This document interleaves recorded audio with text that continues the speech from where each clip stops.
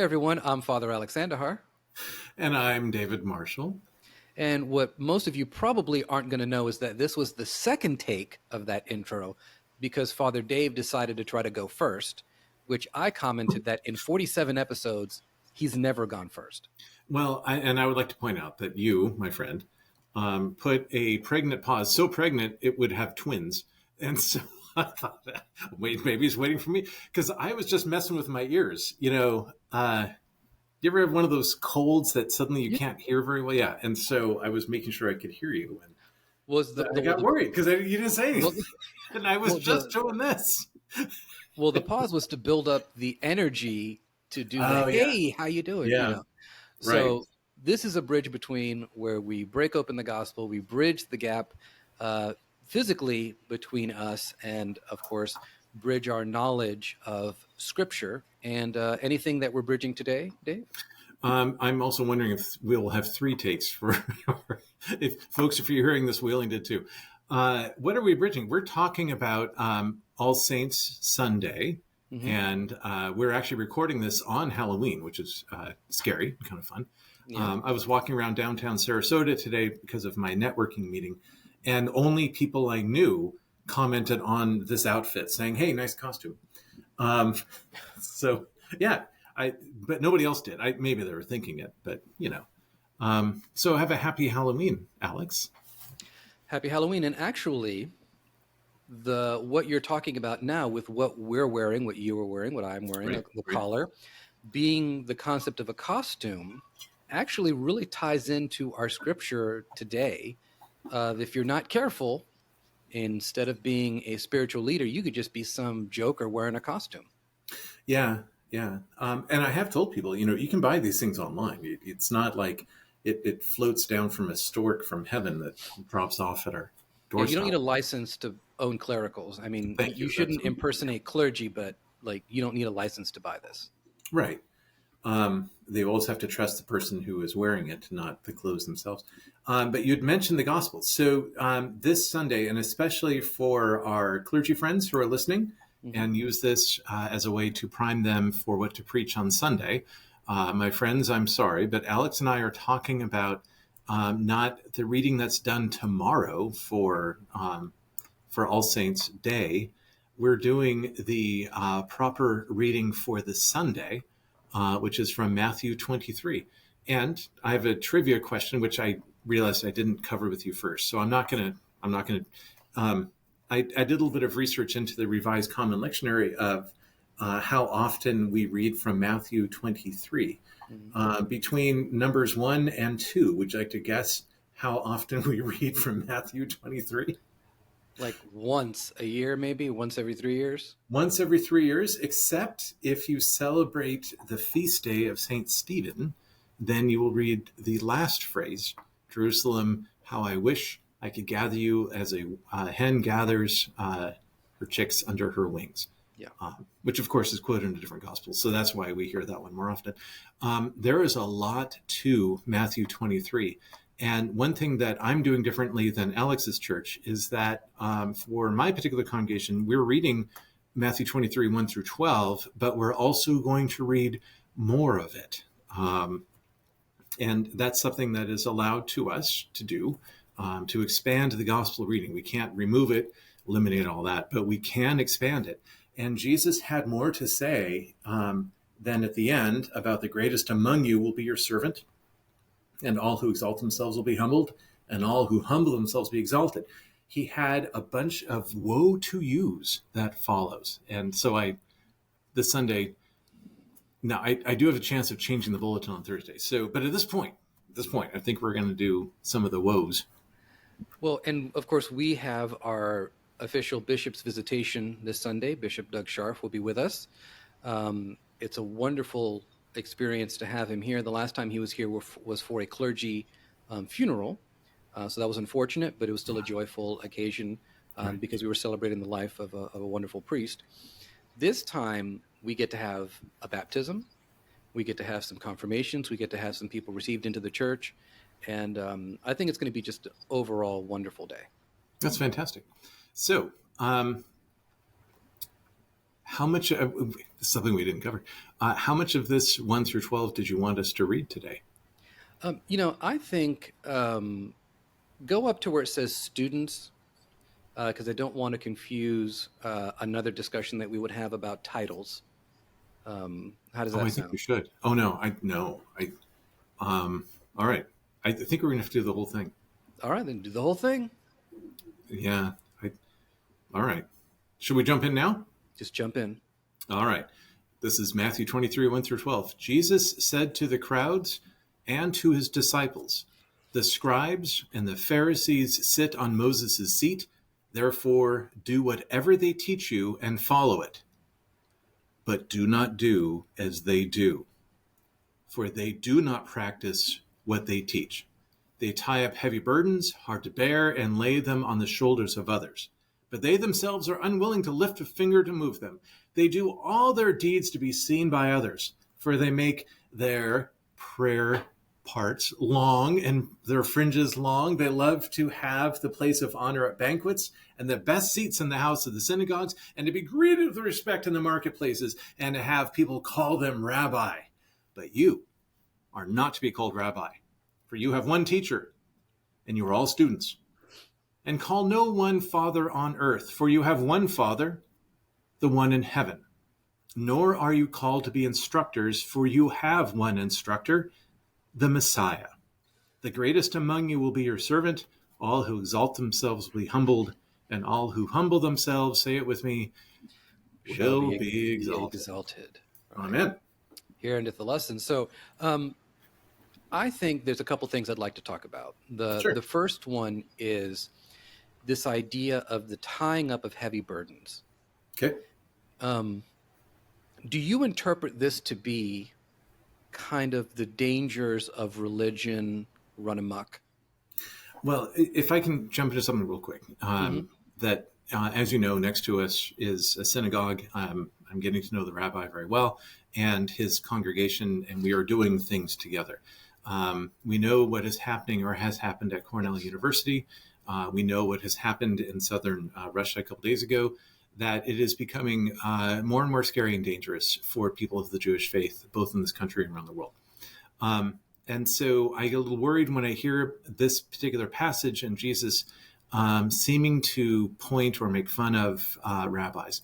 And the rabbinic language that Jesus is using is from the first century and what was happening at his time.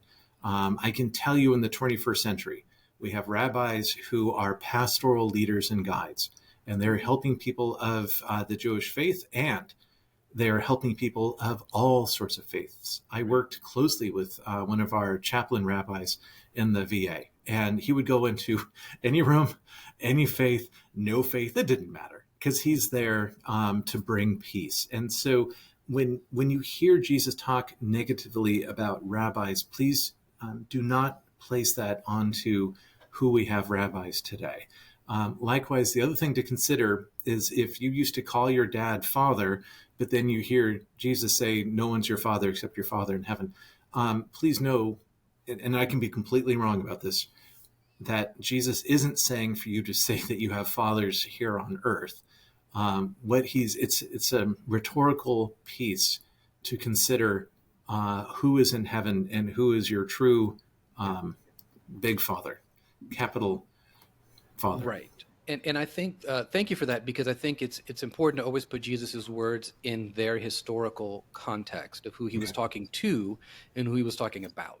Right. Right. The other thing is that I think when Jesus says that stuff about fathers, Mhm. is he's also identifying that hierarchy that we talked about, that the true father that you have is the one in heaven. Right. There are fathers, however, to whom you show respect. Yes. However, and this goes into our discussions we have about clericalism, or and then how it can run amok, that if a priest or a religious leader has that much control over people, that's not healthy. No. No. And I love the description of they like to wear long vestments and things like that, because whenever I've preached this, I just look down at my vestments during the sermon and go, I think I'm in trouble. Mm-hmm. I Yeah. also think of in the market that I love to be recognized while I'm in Publix or something. Right. And you introduced yourself as Father Alex. Right. Exactly. Didn't Uh, Jesus just say, "Call no one on earth Father"? right. And I actually, I totally respect this person in our congregation who walked up to me. I think I'd been here all of 20 minutes and said, listen, I read the scripture. I can't call you father. Right. And I said, then don't. I Right. said, forget also the fact that I'm old enough to be young enough to be your grandson. That's a little cognitive dissonance there. I see. So I didn't take any offense to that because my No. authority as a priest doesn't come from the title. Exactly. Yes. And you had asked originally what my thought was about tying heavy burdens, and I jumped into. Yeah, but Yes, I please. think it's important, right? To anytime we have anti-religious fervor happening, it's something we need to know. So, tying heavy burdens, the sense that some of these burdens were literally heavy, that folks were having to do in order to stay within the confines. Now, the other thing about religion back in those days, that shunning is real. And so, Oh, yes. if you were not doing something a part of the community the way that the religious leader told you, they can turn your back on you, and that ends your networking capacity for whatever trade you are working in. So, if you are, let's say, a carpenter, and you step outside the bounds of a particular religion, that your religious leader says so, then nobody wants to do business with a carpenter who has been shunned. And so Right. it's a total the total thing that we don't experience nowadays. I Um, would argue, though, that in some Christian traditions, and I want to say this correctly, that there may be some Amish traditions and such that do this, where in terms of you leaving the community, that you cannot come back in some cases. No? well, you said Amish and then froze, and I thought that that was hilarious that we had an Oh, internet freeze as soon during the as you Amish mentioned part? No. the community No. that doesn't like things with electricity. Um, Right. No. So I'm just saying that there might be some Amish communities of such of that nature that may shun, or people who leave the community may not be able to come back, is what I was saying.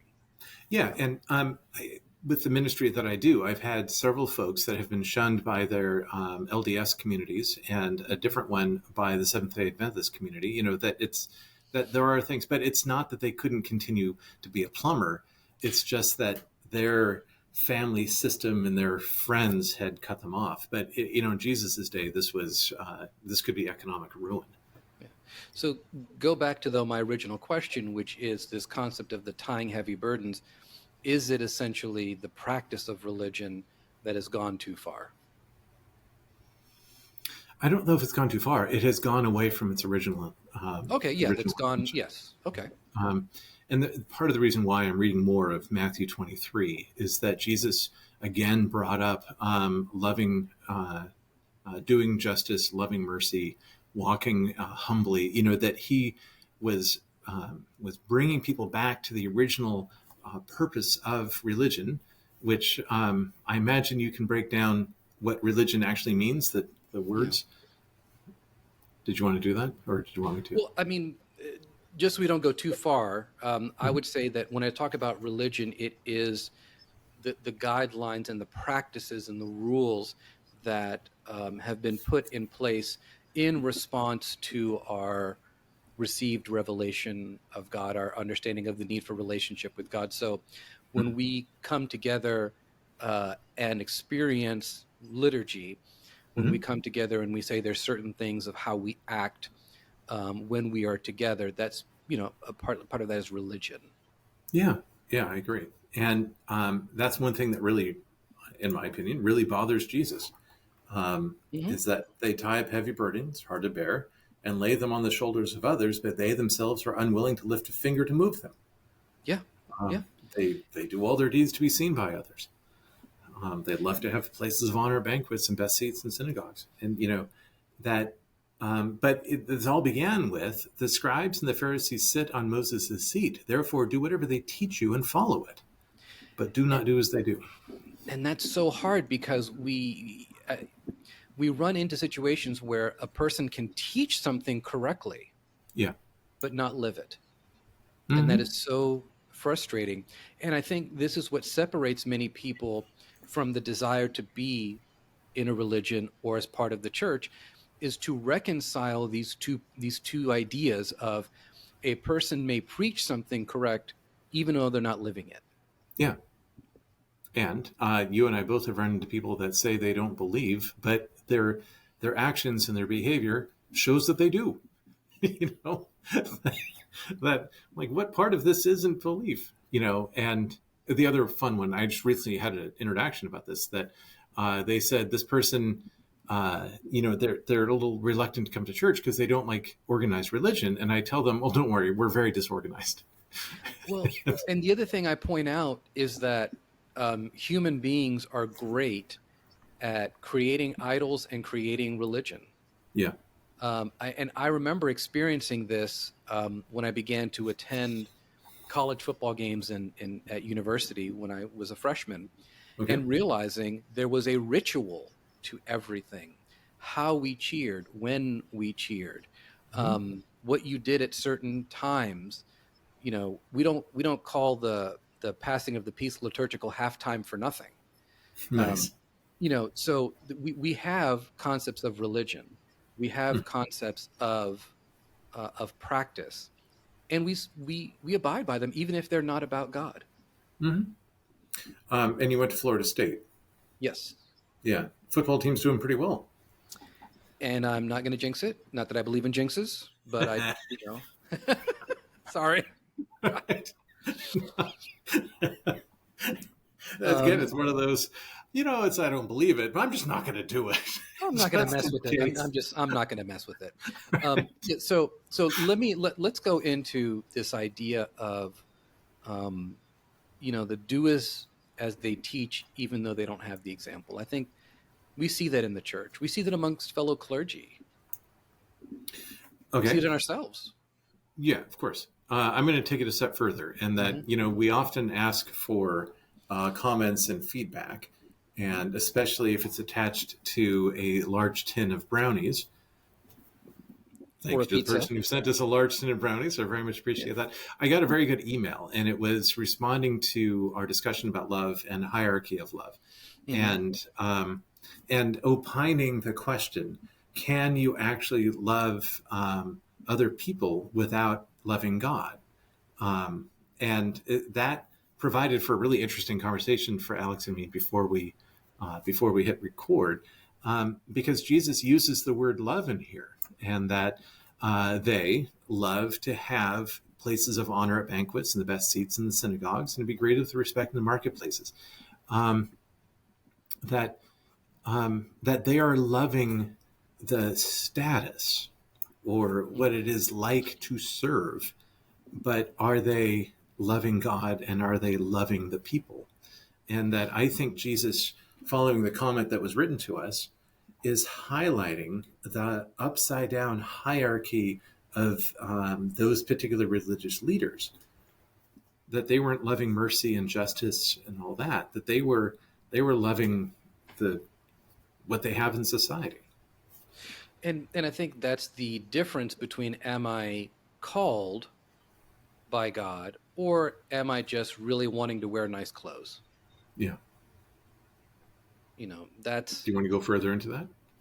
well, I mean, there's a wonderful book. I don't remember the author. I had to read it when I was in the discernment process. My rector gave it to me, and it said called or collared, meaning, is it that you have a sense of call towards ministry, a sense of call towards servanthood, or do you want a status? Do you want to have a particular type of authority that you wish to exercise? And this is not just in religion, by the way. I think this occurs in government as well, that there are people who don't necessarily feel a call to service. They just really want the best seat.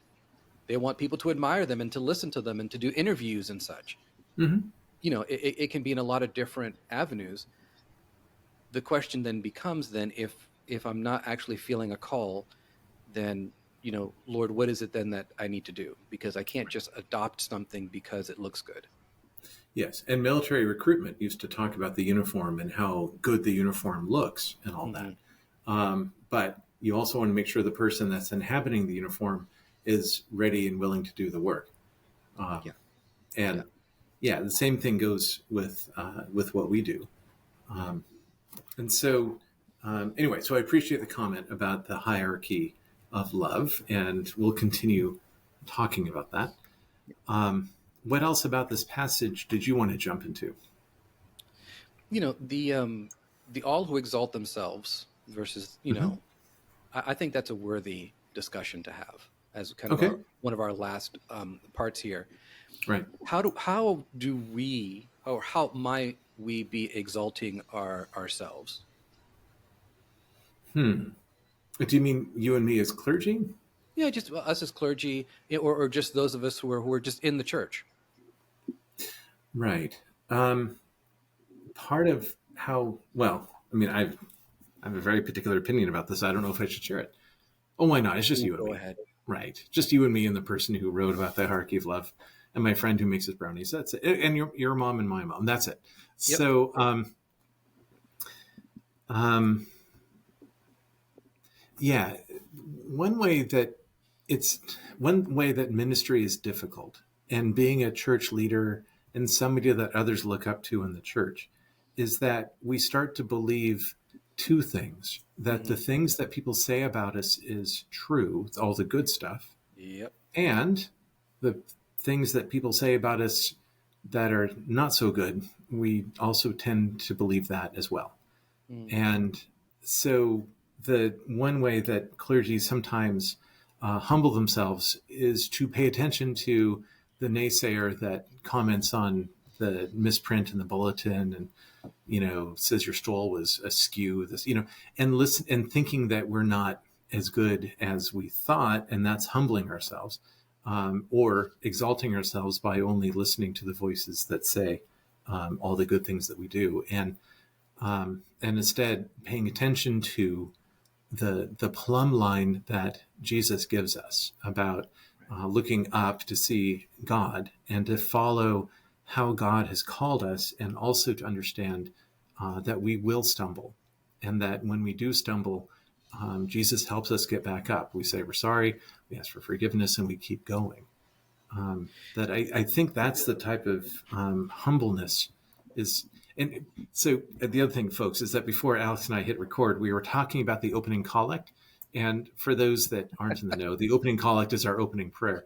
And I tend to, this is the season of time when I start to disagree with them, because it makes it sound like that we are running to obtain something, heavenly joys and all that type of stuff, when in fact, no, it's a gift that's given. What we run to is the love of God, and we turn to God for that. And so I'm afraid I've said too much. Okay. Well, I mean, I think that it's perfectly fine what you're saying, because the notion of feedback is so important. Mm-hmm. And just for the record, one of the things that I take very seriously is when someone offers feedback, and especially when someone leaves the church. I Mm-hmm. really try to sit down and go, okay, what exactly happened here? What Yeah. is something that I may have done to contribute to this? The other side of that, though, is, and I tell the students that I work with, because I learned this from a clergy person who'd been in the ministry for 30 years, Mm-hmm. um, is that have a little blessings box of people who have written cards to you and said, "Hey, you made a difference in my life." Mm-hmm. Because sometimes you're going to need that pick me up. You're I going have to a need thing that called a me encouragement. file. What? I put things in the me file, The me ME. file? Yeah. Yeah. And it's just all the compliments, all the, thank you for helping me with my life, all of that. I just stuff them there. And occasionally, once in a while, I look at the me file because I'm feeling pretty down. And Right. And at the same time, though, when I feel like I'm kind of floating on air, sometimes I need to pause for a second and say, well, this isn't me. I didn't do this. God did this. exactly. It Yes. is God who works through me. So Yes. I think as we kind of come to the end of our time together, it's so vitally important that we understand Jesus is talking about servanthood. Mm-hmm. Jesus is talking about servanthood. Jesus is talking about not elevating ourselves, but elevating people. Right. And that religion is not meant to be a burden, but is meant to be something that frees us. Even though Jesus says yoke and cross, these are things that are meant to free us. Exactly. Yes. that the tying down is what he did when he became human, and then of course uh, all the acts on the cross Hmm. were all for us to be lifted up and to be free and to um, not to bind others and Okay. hold them down. Are you wondering what I'm looking up? I'm wondering what you're looking up. Yeah, all right. Yeah. I thought I could find it. I thought it was 29. And I realized I have difficulty. Oh, there it is. It is 29. I should have known that. Okay, so in the historical documents of the Episcopal Church, well, of the church, um, we have the 39 articles. Yep. And 39 are what people agree on back during a really horrible Civil War time of England. And number 29 is this: the wicked and such as be avoid by lively faith, although they do carnally and visibly press with their teeth the sacrament of the body of Christ, yet in no way are they partakers of Christ, but rather to their condemnation do not even drink the sign of the sacrament to do such a great thing. What it's saying is that you can have a priest who is wicked, but the Hmm. sacrament that in those days it was a he, but nowadays it's he, she. The sacrament that she does is good and holy.